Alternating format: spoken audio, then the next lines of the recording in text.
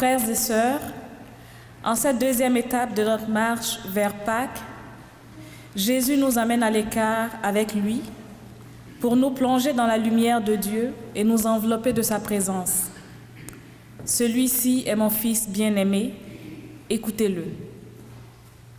Que notre célébration de l'Eucharistie nous fasse goûter à la résurrection, qu'elle relance notre marche à la suite du Christ.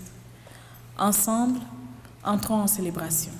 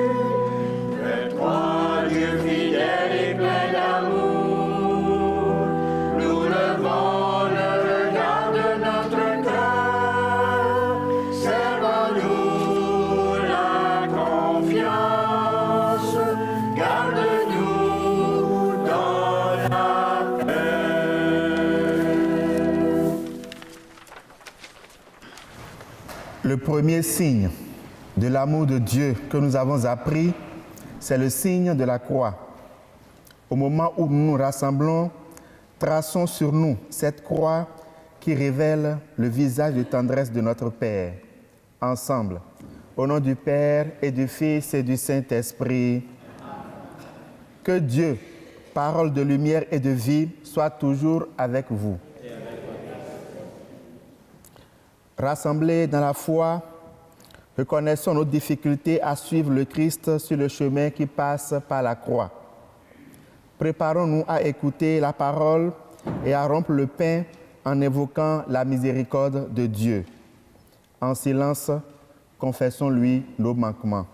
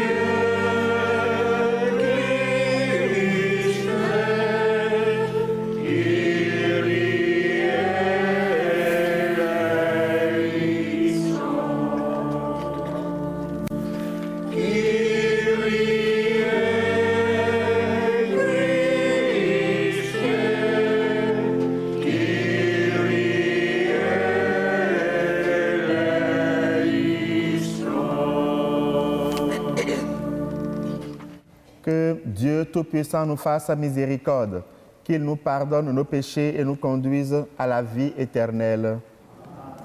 Prions. Tu nous as dit, Seigneur, d'écouter ton Fils bien-aimé. Fais-nous trouver dans ta parole les vivres dont notre foi a besoin.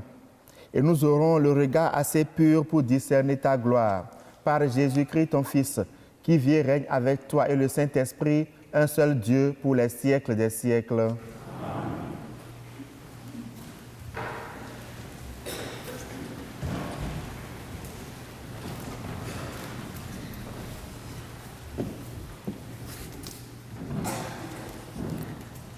Lecture du livre de la Genèse. En ces jours-là, Dieu mit Abraham à l'épreuve. Il lui dit, « Abraham !» Celui-ci répondit, « Me voici. » Dieu dit, « Prends ton fils, ton unique, celui que tu aimes, Isaac, Va au pays de Moria, et là tu l'offriras en holocauste sur la montagne que je t'indiquerai. » Ils arrivèrent à l'endroit que Dieu avait indiqué. Abraham y bâtit l'autel et disposa le bois. Puis il lia son fils Isaac et le mit sur l'autel par-dessus le bois. Abraham étendit la main et saisit le couteau pour immoler son fils. Mais l'ange du Seigneur l'appela du haut du ciel et dit : « Abraham, Abraham !» Il répondit : « Me voici. » L'ange lui dit : « Ne porte pas la main sur le garçon, ne lui fais aucun mal. Je sais maintenant que tu crains Dieu. Tu ne m'as pas refusé ton fils, ton unique. » Abraham leva les yeux et vit un bélier retenu par les cornes dans un buisson. Il alla prendre le bélier et l'offrit en holocauste à la place de son fils. Du ciel, l'ange du Seigneur appela une seconde fois Abraham. Il déclara : « Je le jure par moi-même, oracle du Seigneur, parce que tu as fait cela, parce que tu ne m'as pas refusé ton fils, ton unique, je te comblerai de bénédictions, je rendrai ta descendance aussi nombreuse que les étoiles du ciel et que le sable au bord de la mer, et ta descendance occupera les places fortes de ses ennemis. Puisque tu as écouté ma voix, toutes les nations de la terre s'adresseront l'une à l'autre la bénédiction par le nom de ta descendance. » Parole du Seigneur.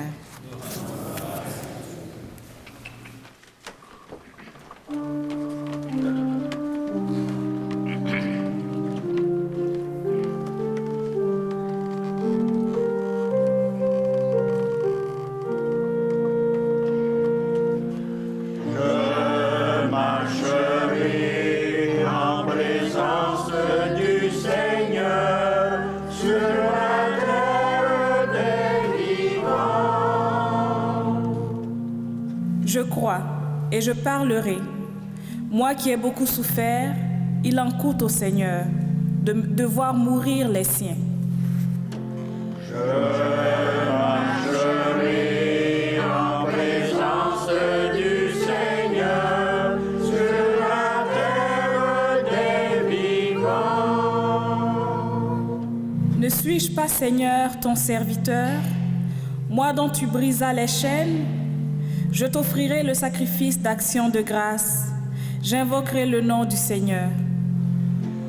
Je marcherai en présence du Seigneur sur la terre des vivants.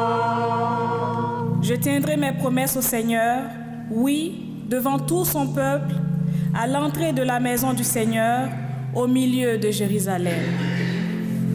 Je marcherai en présence du Seigneur sur la terre des vivants.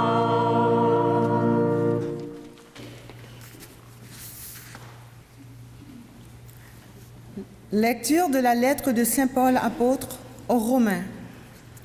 Frères, si Dieu est pour nous, qui sera contre nous? Il n'a pas épargné son propre Fils, mais il l'a livré pour nous tous. Comment pourrait-il, avec lui, ne pas nous donner tout? Qui accusera ceux que Dieu a choisis? Dieu est celui qui rend juste, alors qui pourra condamner? Le Christ Jésus est mort, bien plus il est ressuscité. Il est à la droite de Dieu, il intercède pour nous. Parole du Seigneur.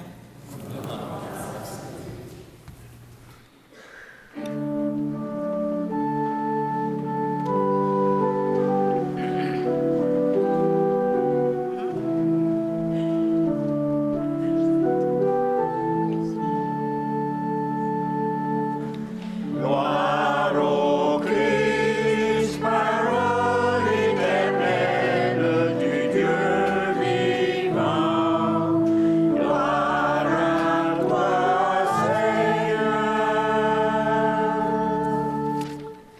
De la nuée lumineuse, la voix du Père a retenti.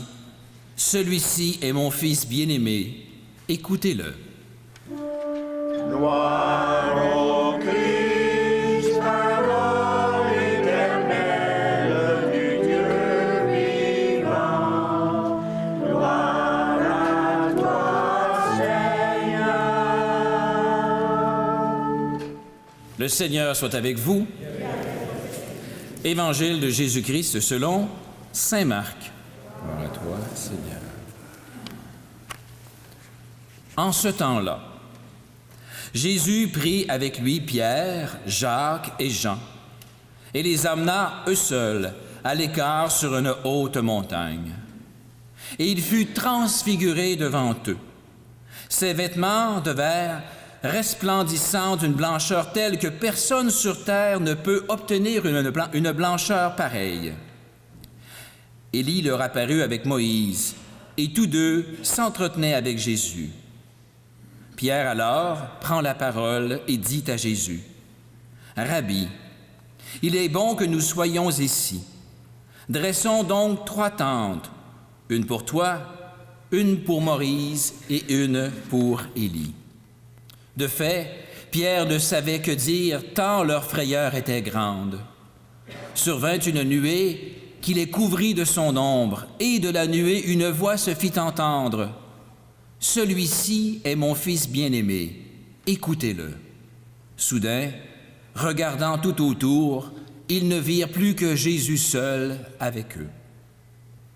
Ils redescendirent de la montagne et Jésus leur ordonna de ne raconter à personne ce qu'ils avaient vu, avant que le Fils de l'homme soit ressuscité d'entre les morts. Et ils restèrent fermement attachés à cette parole, tout en se demandant entre eux ce que voulait dire « ressuscité d'entre les morts ». Acclamons la parole de Dieu.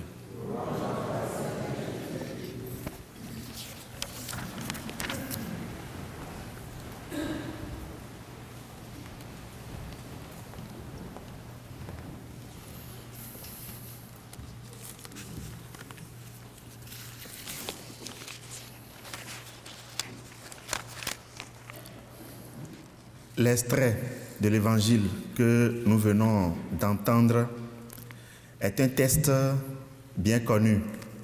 Nous l'écoutons au moins 2 fois chaque année liturgique. Et tous les 2e dimanches de Carême, c'est le texte que la liturgie propose à notre méditation. Certains commentateurs ont pu dire que c'est un texte assez étrange, voire étranger à notre manière de vivre, à notre vécu quotidien. Ils n'ont pas si tort que ça, parce que effectivement, ce texte paraît étrange. Mais le texte non plus n'est pas si étrange que ça, parce qu'il est étrange mais compréhensible. Regardons un peu les images utilisées par Marc. Marc parle de montagne, de splendeur, de lumière, de nuée. Ce sont là des images qui accompagnent des apparitions divines. Alors le texte de la transfiguration veut nous présenter Jésus comme la révélation parfaite du Père, comme celui qui est envoyé par Dieu le Père, comme celui qui est descendu du ciel pour établir parmi les humains le règne de Dieu. Cette révélation a été approuvée par Moïse et Élie, 2 personnages très importants de notre histoire de salut.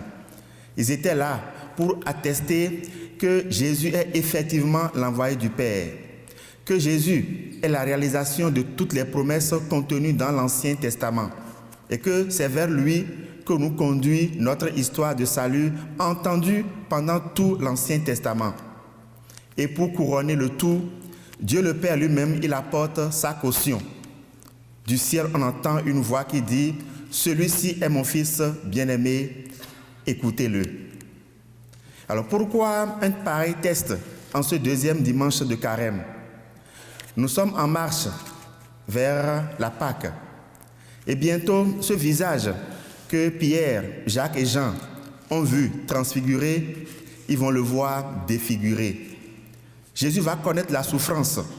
Il sera battu, humilié devant ses apôtres. Et ce grand maître qu'ils admiraient, ils vont connaître sa déchéance. Ça va être un drame qu'ils vont vivre. Et ce n'est pas seulement les trois, c'est l'ensemble de tous les apôtres. Tous ceux qui ont assisté à la mort, à la passion du Christ, vont connaître le même drame. Ils vont se poser une question légitime. Est-ce que ce monsieur est vraiment le Fils de Dieu? Regardez un peu comment, dans nos sociétés, un père peut prendre la défense de son fils. Il y a quelqu'un qui m'a raconté dans la semaine, c'est quelqu'un qui conduit les bus scolaires, alors qu'il est interdit aux parents de rentrer dans le bus scolaire. Mais il y avait un enfant qui était intimidé par un autre de ses amis. Alors pour le défendre, un père est entré dans le bus. Malgré tous les rappels qu'on lui faisait, ce n'est pas normal, il est interdit, il s'en foutait. Il n'avait qu'un seul objectif, aller défendre et sauver son enfant. Alors si nous-mêmes humains, nous avons ce comportement envers nos enfants, ils vont bien se demander, mais pourquoi Dieu, qui est le Tout-Puissant, il n'intervient pas et laisse son Fils unique mourir dans ces conditions? C'était donc une question légitime que tous ceux-là qui ont assisté à la passion du Christ ont dû se poser. Et certains ont vite fait de répondre. Ils ont dit non, ce monsieur nous a blagué tout le temps. Il n'est pas fils de Dieu. Sinon, Dieu serait descendu. Alors, Jésus sait déjà ce drame que vont vivre peut-être ses apôtres et tous ceux qui le suivaient. Et c'est pour leur apporter un réconfort. C'est pour déjà leur donner une réponse qu'il a fait vivre à Pierre, à Jacques et à Jean, cet épisode de la transfiguration. Alors, la transfiguration n'est donc pas si étrange qu'on le pense. Ça a un sens et ça a un objectif. Elle n'est pas non plus si étrangère à notre vie de foi. Il y a deux paroles fortes dans cet évangile qui nous rejoignent dans notre vie de foi. La première parole forte, c'est « écoutez-le ». De toute l'histoire humaine, on n'a jamais entendu Dieu recommander quelqu'un de cette manière. La seule personne que Dieu nous demande d'écouter, c'est bien Jésus-Christ. Il y en a tellement qui parlent au nom de Dieu aujourd'hui, mais la seule personne que Dieu nous demande de suivre, c'est Jésus-Christ. C'est lui qui a reçu comme mission de descendre et de nous conduire vers le Père. C'est lui que nous devons écouter. Si Dieu a parlé, c'est pour nous donner une garantie, une caution divine sur la parole de son Fils. Et Saint Pierre va le dire, « À qui irions-nous? Tu as les paroles de la vie éternelle. » La deuxième parole forte, c'est « Celui-ci est mon Fils bien-aimé ». Cette parole que Dieu a adressée à Jésus, il l'adresse à chacun et à chacune d'entre nous. Nous sommes des fils et filles bien-aimés de Dieu. Et c'est la bonne nouvelle de ce dimanche, de savoir, comme le Christ, nous sommes également fils et filles bien-aimés de Dieu. Frères et sœurs, la transfiguration est une réponse anticipée de Dieu à tout ce que l'être humain peut connaître comme souffrance, comme épreuve. Il nous arrive d'être défigurés par la souffrance, une maladie, une perte d'emploi, la perte d'un être cher, par la diffamation, la calomnie, l'incompréhension, le rejet, tellement de choses qui nous infligent de la souffrance. Mais la transfiguration est comme une réponse anticipée que Dieu apporte à toutes ces souffrances pour nous dire que la maladie, l'incompréhension, le rejet, le divorce, que rien de tout cela n'aura le dernier mot dans notre vie. Parfois, notre humanité est défigurée par la haine, la guerre, les injustices, les inégalités sociales, tellement de choses qui infligent de la souffrance à notre humanité. Mais la transfiguration vient comme pour nous dire, rien de tout cela n'aura le dernier mot sur notre humanité. La transfiguration est une réponse anticipée de Dieu à ce que nous vivons comme épreuve et comme souffrance. Et chaque être humain porte en lui une lumière qui peut l'amener être transfiguré. Chaque être humain porte en lui une lumière qui peut faire transfigurer notre monde. Il suffit juste de croire. Seule la foi peut aider la lumière qui habite chaque personne humaine à être transfigurée et à transfigurer le monde. La foi est un héritage très cher, précieux, que nous devons garder jalousement. Nous devons être vigilants aujourd'hui pour conserver notre foi. Vous savez très bien comment est-ce qu'aujourd'hui on s'acharne pour montrer que croire en Dieu, c'est perdre son temps. Alors, tout le monde a le droit, la liberté de faire ce qu'il veut. Si les gens estiment qu'ils sont libres de croire ou de ne pas croire, ils doivent permettre que les autres aussi soient libres de croire ou de ne pas croire. Ils sont libres de ne pas croire, mais ils doivent permettre que nous soyons libres de croire. Ils ont pu dire que la religion est une invention. La foi en Dieu est une invention pour réconforter artificiellement les êtres humains de leur malheur sur la terre. Ça, c'est leur compréhension. Nous en avons la nôtre. Nous avons fait notre expérience de Dieu et nous voulons vivre notre foi. Je le disais hier, c'est une expérience qui m'a été rapportée. Je ne connais pas la famille. Je me permets d'en parler. C'est une fille de 8 ans qui est rentrée un jour de l'école et qui disait à sa maman, « Maman, je voudrais te poser une question. Pourquoi nous ne croyons en rien ?» Parce que c'est une famille, ils ne croient pas, ils ne vont pas à la messe, rien. Alors l'enfant demande à sa mère, « Pourquoi nous, on ne croit en rien ?» Mes amis à l'école, ils sont musulmans. Il y en a qui sont chrétiens, ils croient en quelque chose. Pourquoi nous, on ne croit en rien? Évidemment, la mère n'a pas eu de réponse pour son enfant. Alors c'est ainsi que nous étouffons parfois dans nos enfants le désir de connaître Dieu, le désir de vivre en amitié avec Dieu. Prions, frères et sœurs, pour tous ces enfants, tous ces jeunes qui désirent rencontrer Dieu, qui désirent connaître Dieu, mais qui n'ont personne pour leur montrer le chemin, afin que Dieu les aide à le rencontrer. Lui, il est le Tout-Puissant. Il sait par quel chemin passer pour les aider à le rencontrer. Alors prions. Prions pour notre humanité en quête de Dieu. Prions pour tous ces jeunes qui cherchent à rencontrer Dieu afin que Dieu puisse se révéler à eux. Le Seigneur soit avec vous.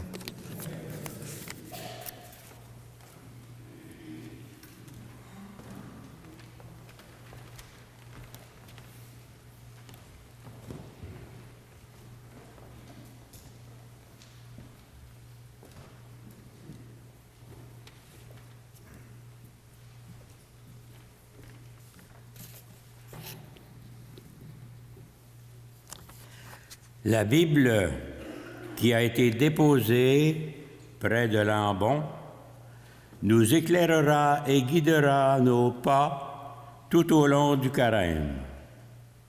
Elle mettra en lumière cette parole. Celui-ci est mon Fils bien-aimé. Écoutez-le. Prenons un moment de silence pour écouter ce que Dieu veut nous dire aujourd'hui pour transfigurer notre vie. Amen.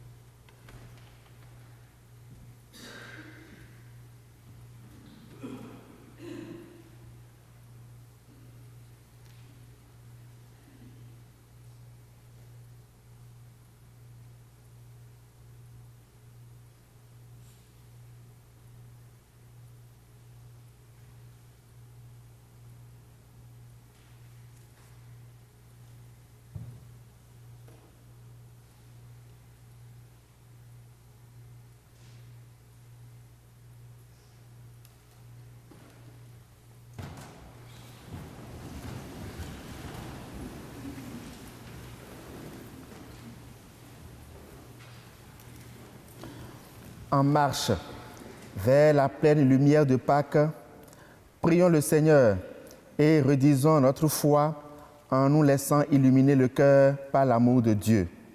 Avec confiance, je vous invite à répondre « Oui, je crois » aux questions que je formulerai. Croyez-vous en Dieu? Croyez-vous qu'il nous a donné son Fils unique pour nous révéler son visage de tendresse? Croyez-vous en Jésus-Christ?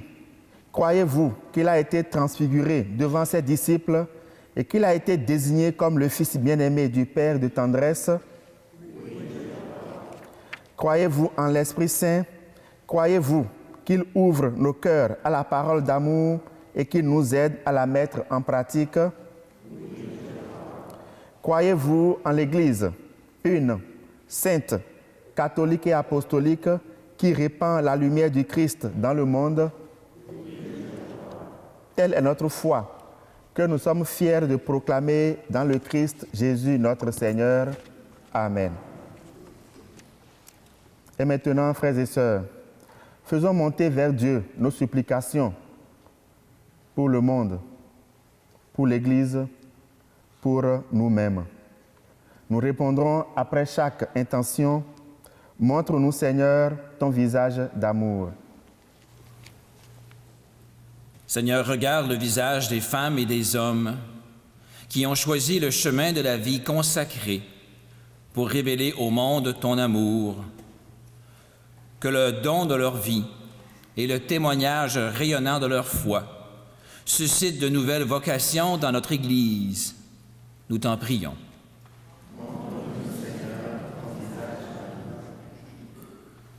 Seigneur, regarde le visage des mal-aimés, tous ceux et celles qui n'ont pas eu la chance de grandir dans une famille aimante. Que la présence chaleureuse des baptisés leur aide à croire que l'amour peut guérir toutes les blessures. Nous t'en prions.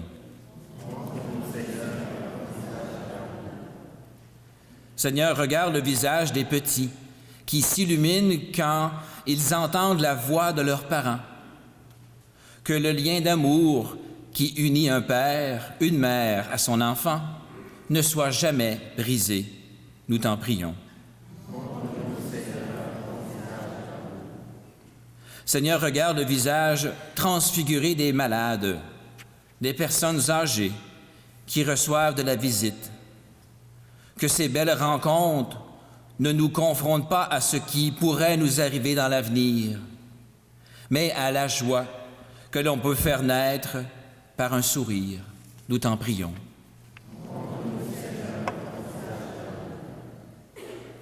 Seigneur, regarde le visage des filles et des fils bien-aimés qui prennent du temps, malgré un horaire chargé, pour écouter ta parole, l'accueillir et la partager.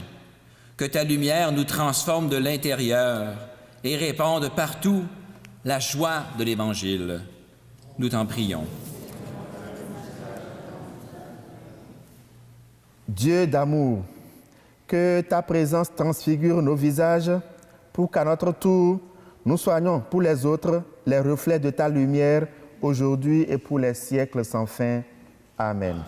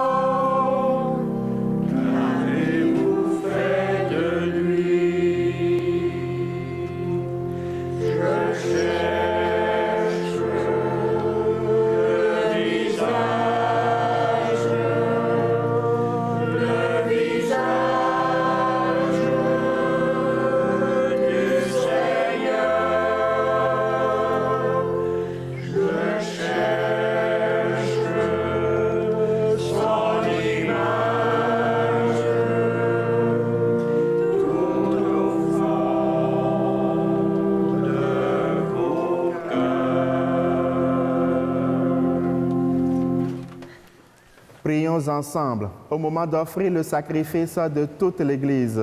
Pour la gloire de Dieu et le salut du monde. Que cette offrande, Seigneur, nous purifie de nos péchés, qu'elle sanctifie le corps et l'esprit de tes fidèles et les prépare à célébrer les fêtes pascales par Jésus le Christ, notre Seigneur. Amen. Le Seigneur soit avec vous. Et avec votre esprit, Élevons notre cœur. nous le tournons vers le Seigneur. Rendons grâce au Seigneur notre Dieu. Cela est juste et bon. Vraiment, il est juste et bon de te rendre gloire, de t'offrir notre action de grâce, toujours et en tout lieu, à toi, Père très saint, Dieu éternel et tout-puissant, par le Christ notre Seigneur. Après avoir prédit sa mort à ses disciples, il les mena sur la montagne sainte. En présence de Moïse et du prophète Élie, il leur a manifesté sa splendeur. Il nous révélait ainsi que sa passion le conduirait à la gloire de la résurrection. C'est pourquoi, avec les anges dans le ciel, on te bénit sur la terre et t'adorer en chantant d'une seule voix.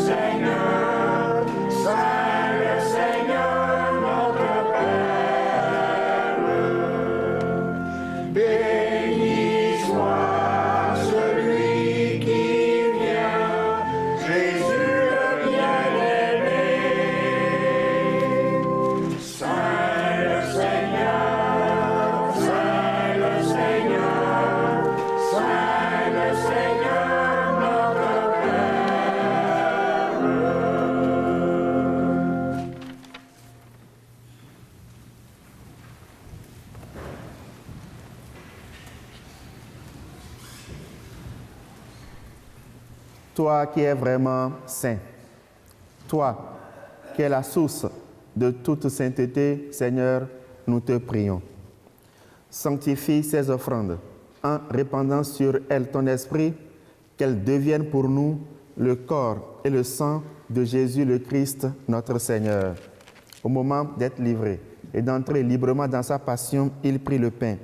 Il rendit grâce, il le rompit et le donna à ses disciples en disant: Prenez et mangez-en tous, ceci est mon corps livré pour vous.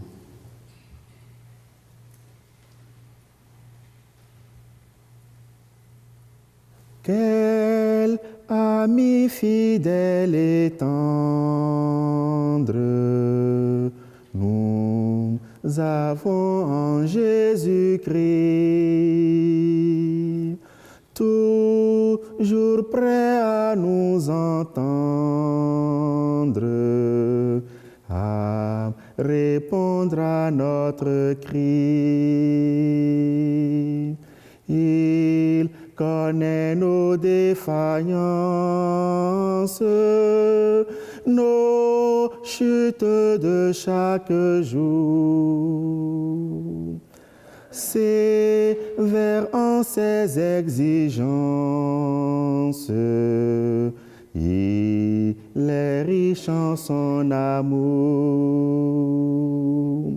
Sévère en ses exigences, il est riche en son amour.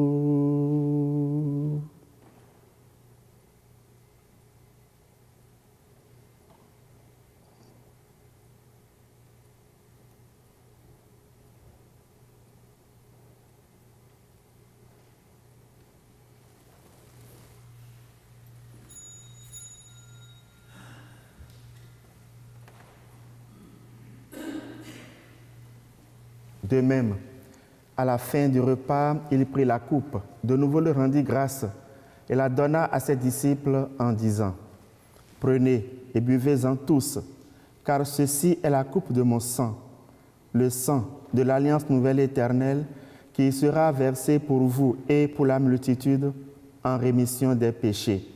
Vous ferez cela en mémoire de moi. »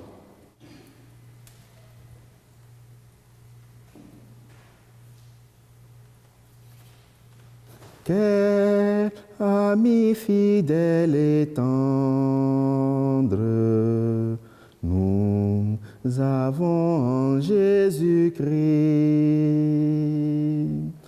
toujours prêt à nous comprendre quand nous sommes en souci. Disons-lui toutes nos craintes, ouvrons-lui tout notre cœur. Bientôt ces paroles saintes nous rendront le vrai bonheur. Bientôt ces paroles saintes nous rendront le vrai bonheur.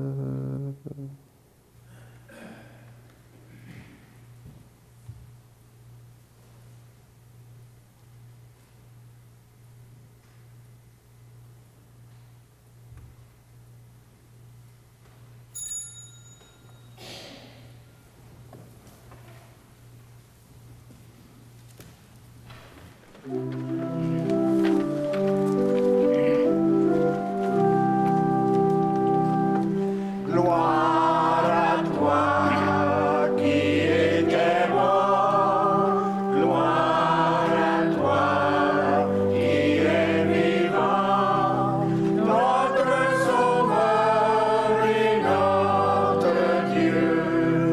Viens, Seigneur Jésus. Faisant ici mémoire de la mort de ton Fils et sa résurrection, nous t'offrons, Seigneur, le pain de la vie et la coupe du salut, et nous te rendons grâce, car tu nous as choisis pour servir en ta présence. Humblement, nous te demandons qu'en ayant part au corps et au sang du Christ, nous soyons rassemblés par l'Esprit Saint en un seul corps. Seigneur, souviens-toi de ton Église répandue à travers le monde. Fais-la grandir dans ta charité avec le pape François, notre évêque Noël et tous ceux qui ont la charge de ton peuple. Souviens-toi de nos frères et sœurs qui sont morts dans la paix du Christ. Souviens-toi en particulier de Léopold Denis, de Jean Sagala, de Yvonne et Georges Lafrenière, des défunts de la famille de André Quevillon. Souviens-toi des défunts de chacune de nos familles. Reçois-les dans ta lumière auprès de toi. Sur nous tous, enfin, nous implorons ta bonté. Sur nos parents, nos amis, nos bienfaiteurs, sur tous les malades, sur tous ces jeunes qui sentent le besoin de Dieu, qui ont besoin de son affection, de son amitié, et pour tous ceux qui nous ont demandé de prier pour eux. Nous implorons, Seigneur, ta bienveillance permet qu'avec la Vierge Marie, la bienheureuse Mère de Dieu, son époux Saint Joseph, avec les apôtres, les saints dont nous portons les noms, et les saints de tous les temps qui ont vécu dans ton amitié, nous ayons part à la vie éternelle, que nous chantions ta louange par Jésus-Christ, ton Fils bien-aimé. Par lui, avec lui et en lui, à toi, Dieu le Père Tout-Puissant, dans l'unité du Saint-Esprit, tout honneur et toute gloire pour les siècles des siècles. Amen. Comme l'avons appris du Sauveur et selon son commandement, disons: Notre Père, sois sanctifié, que ton règne vienne, Que ta volonté soit faite sur la terre comme au ciel. Donne-nous aujourd'hui notre pain de ce jour. Pardonne-nous nos offenses, comme nous pardonnons aussi à ceux qui nous ont offensés. et ne nous soumets pas à la tentation, mais délivre-nous du mal. Délivre-nous de tout mal, Seigneur, et donne la paix à notre temps. Par ta miséricorde, libère-nous du péché. Rends-nous forts devant les épreuves. En cette vie, nous espérons le bonheur que tu promets et l'avènement de Jésus-Christ, notre Sauveur. Car c'est à toi qu'appartient le règne, la puissance et la gloire pour les siècles des siècles. Seigneur Jésus-Christ, tu as dit à tes apôtres, je vous laisse la paix, je vous donne ma paix. Ne regarde pas nos péchés, mais la foi de ton Église. Pour que ta volonté s'accomplisse, donne-lui toute cette paix et conduis-la vers l'unité parfaite, toi qui règnes pour les siècles des siècles. Amen. Que la paix du Seigneur soit toujours avec vous. Et avec votre esprit.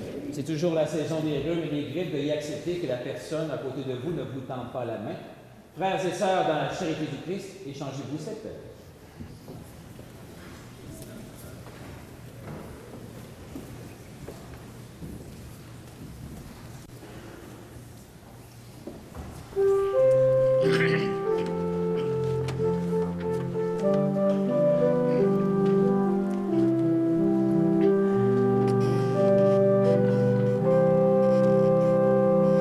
Agneau de Dieu qui enlève le péché du monde, prends pitié de nous. Agneau de Dieu qui enlève le péché du monde, prends pitié de nous. Agneau de Dieu qui enlève le péché du monde, donne-nous la paix.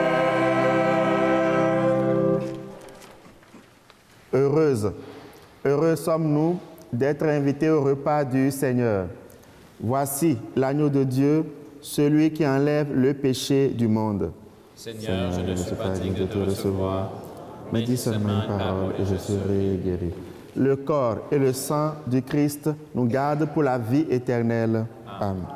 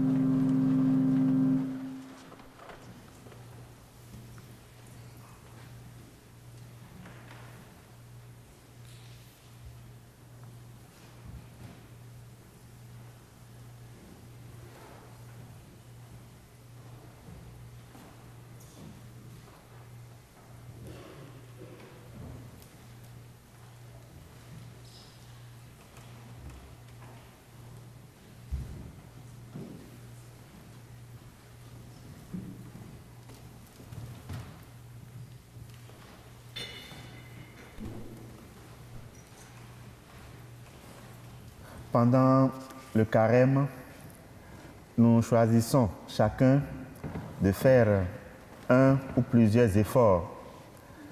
Mais on peut également, au niveau de la communauté, choisir de faire un ou plusieurs efforts. Alors nous voulons proposer à notre communauté un effort de carême qui va s'ajouter aux efforts que nous avons personnellement choisi de faire. On va l'essayer. Si ça marche, c'est bon, on va garder l'habitude. Est-ce que c'est possible qu'après la bénédiction finale, la communauté reste sur place et les servants, le célébrant, on va se rendre en arrière pour vous dire au revoir, bonne semaine, bon dimanche. Vraiment, c'est l'effort qu'on voudrait faire communautairement. On va l'essayer pendant le temps de carême. Si ça marche, on va garder la bonne habitude. Parce que sur plusieurs paroisses, ça se fait comme ça. Et c'est très beau, à la fin comme ça, de se retrouver derrière pour se dire au revoir, pour s'échanger quelques mots. C'est vraiment fraternel. Est-ce qu'on peut l'essayer? On pourra? OK. Alors tout à l'heure, après la bénédiction, la communauté reste sur place et nous, on se rend derrière pour vous dire au revoir. Prions encore le Seigneur.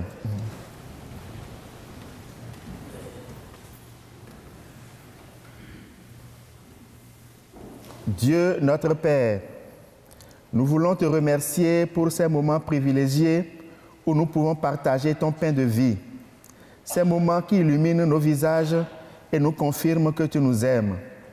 Donne-nous de croire également en ta parole qui toujours nous rassure et nous encourage quand nous perdons confiance et que nous nous sentons seuls devant les choix importants de notre vie. Nous te le demandons par Jésus, ton Fils, notre lumière, qui vit et règne avec toi et l'Esprit Saint, maintenant et pour les siècles des siècles. Le Seigneur soit avec vous. Bénis ton peuple, Seigneur. Fais-lui trouver des forces dans ta bénédiction. Qu'elle écarte de lui ce qui est nuisible et lui obtienne ce dont il a besoin. Et donc que ta bénédiction demeure sur elle, au nom du Père et du Fils et du Saint-Esprit. Frères et sœurs, allez dans la paix du Christ. Bon dimanche, bonne semaine.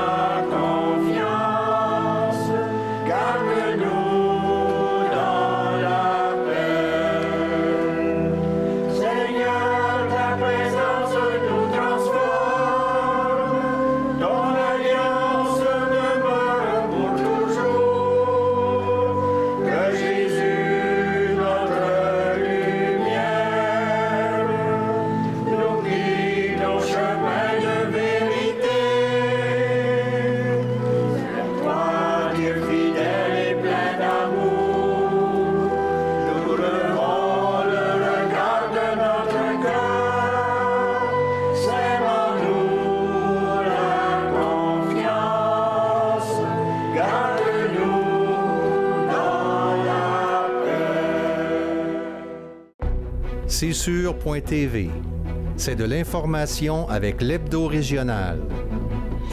Des entrevues avec l'émission Tête à Tête, du divertissement avec Vaudreuil-Soulanges en spectacle et l'intrépide cabaret d'improvisateurs, des découvertes avec les jeunes explorateurs et aussi de la spiritualité.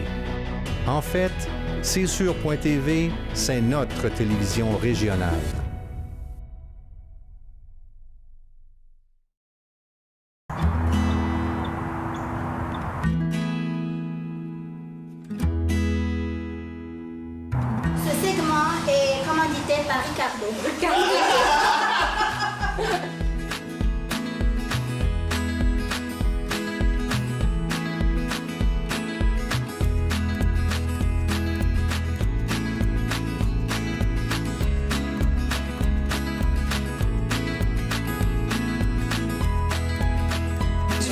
connais pas, mais je suis contente d'en apprendre. Moi aussi, depuis que mes enfants, moi ça fait 20 ans, presque 21 ans que je suis ici. OK. Puis j'ai 4 enfants, les 4 enfants sont nés ici. Puis j'ai toujours participé aux cuisines collectives. Et pour transmettre, mais et pour apprendre. Oui, pour apprendre aussi.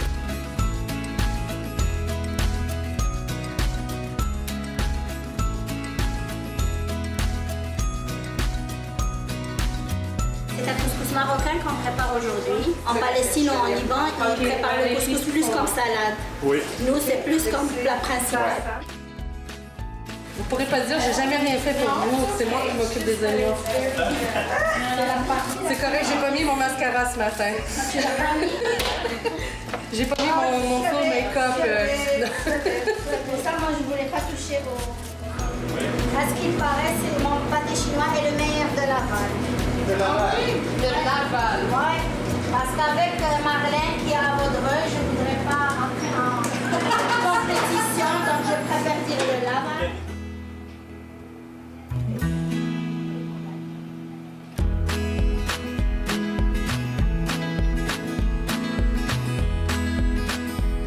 Le secret d'un bon pudding chômage, c'est le sirop, la sauce.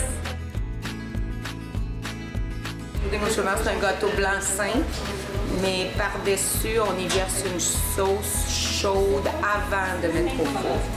Quand le pudding chômage va sortir du four, la sauce va être sous le gâteau. Mais as-tu déjà mangé ça?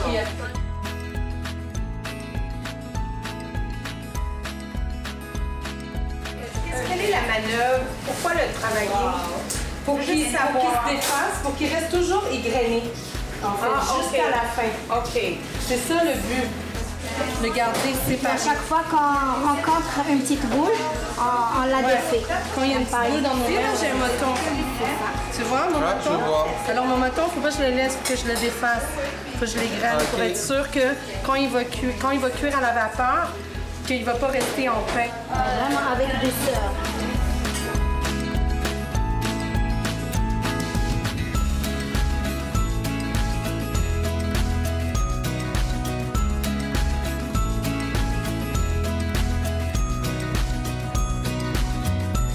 Vous êtes trop loin, approchez un petit peu.